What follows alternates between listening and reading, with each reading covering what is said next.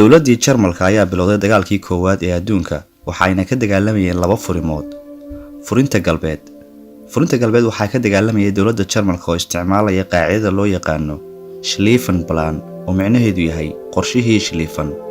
qaacidadan ayaa waxaa loogu magac daray marshaalkii qorshahan lahaa oo la odhan jiray Alfred von Schlieffen. Furinta koowaad waxay kaga duulayeen Faransiiska iyagoo sii dhex maraya waddanka Belgiumka, waxayna Faransiiska kaga imanayeen jihada galbeed. Furinta labaadna waxay kaga duulayeen Ruushka iyagoo kaga imanaya jihada bari. Afartii bishii 8 1914 ciidamadii Jarmalka ayaa gudaha u galay xadka Belgiumka, waxayna isticmaalayeen hubkooda noocii ugu awoodda badnaa.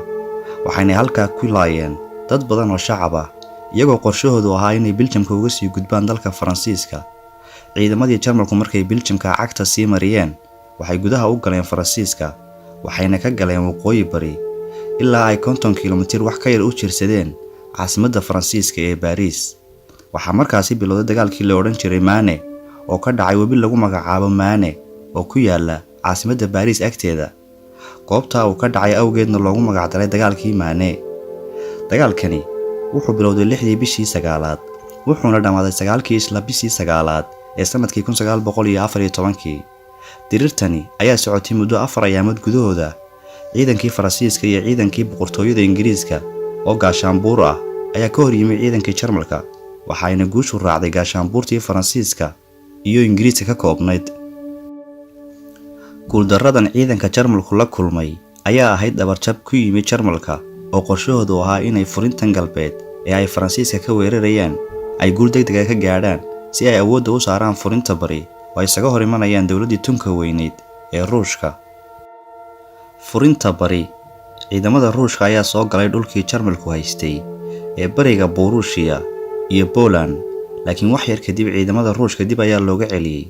ciidamada Jarmalka iyo ciidamada Austria oo isgarabsanaya ayaa dagaalkii Tannenberg waxaa u suurta gashay inay guul weyn ka gaadhaan.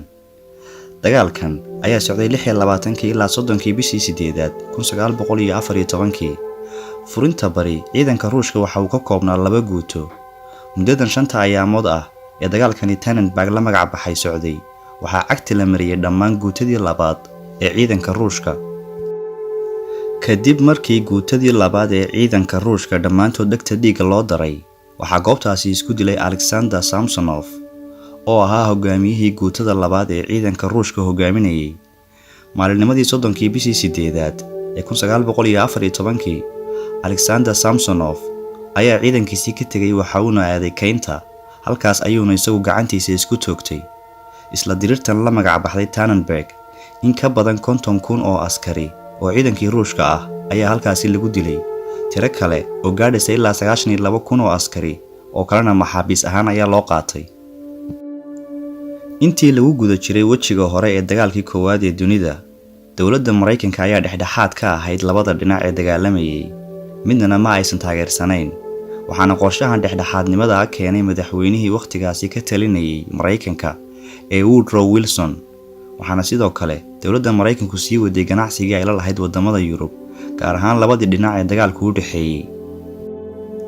laakiin dhexdhexaadnimada Mareykanku uma cuntamayn dowladda Jarmalka, waxaana dowladda Jarmalku ay walwal ka qabtay in weerar kaga yimaado dhanka badda.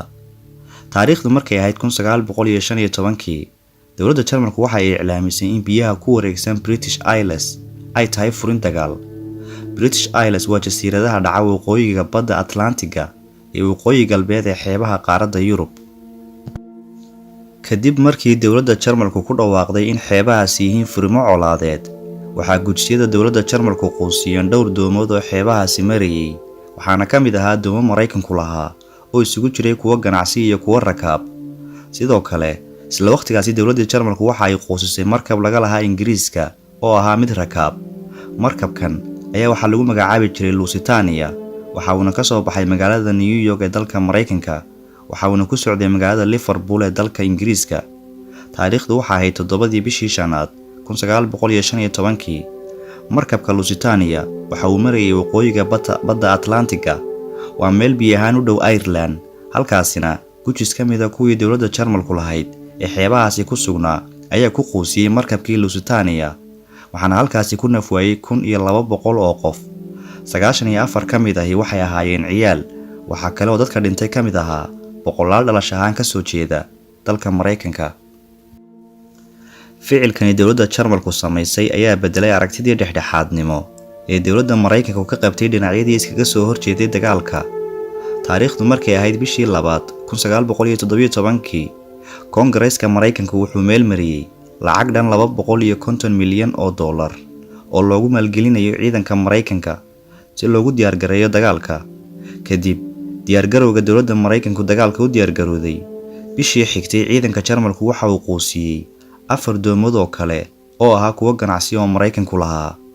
taariikhdu markay ahayd 2 bishii Afraad 1917 madaxweynihii waqtigaasi Mareykanka ka talinayay ee Woodrow Wilson ayaa Koongareeska soo hor istaagay, waxa uuna iclaamiyay dagaal ka dhan ah dowladda Jarmalka.